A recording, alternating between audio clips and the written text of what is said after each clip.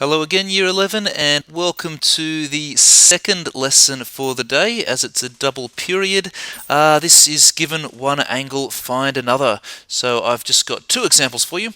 The first one is, if sine theta equals to 2/3 and cos theta is less than 0, what is tan theta? So there's two things I need to do. I need to find the magnitude of tan theta, and I need to also work out what quadrant it's in. Let's start with the quadrant. So I'm going to draw myself a little unit circle over here, like so, and as we've seen before in the previous lesson, this is A, S, T, C, and it says sine theta is 2/3, cos theta is less than 0. So sine theta is positive, but cos theta is negative, less than 0. So there's only one quadrant where that happens in, of course, and that quadrant is the second quadrant here.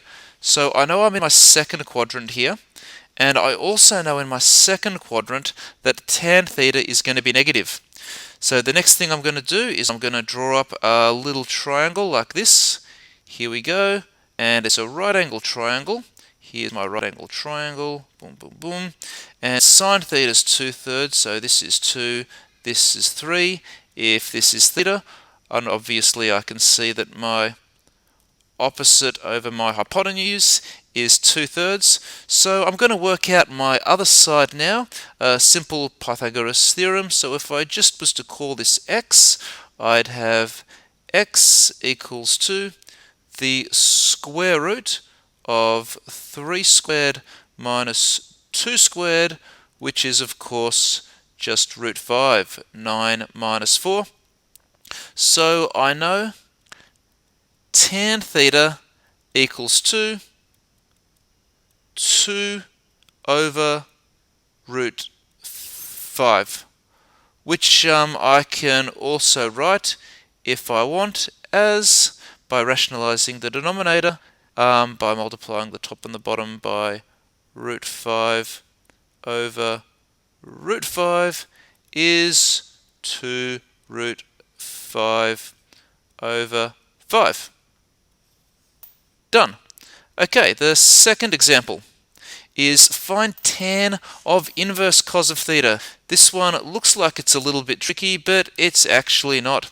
So the first thing I'm going to do is let inverse cos of 1/5, I think I said theta, but I meant 1/5. Let inverse cos of 1/5 equal to theta. And it's a funny looking theta, but anyway.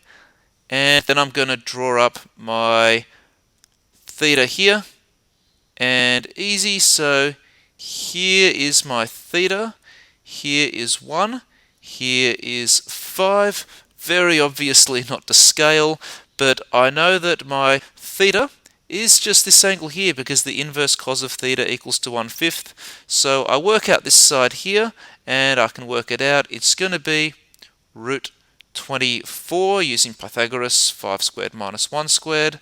So I know I'm now just looking for my tan of theta, as theta was inverse cos of 1/5, and it's just going to be opposite over adjacent, so it's just root 24 over 1, which is root 24, or of course 2 root 6, as some may call it. So that's I'm given one angle, find the other one. Okay guys, thanks very much. That's all the theory for today. You can now do your exercises from the homework sheet on the unit circle and on given one angle, find another. Any questions, please post them to the Google Classroom. Thank you.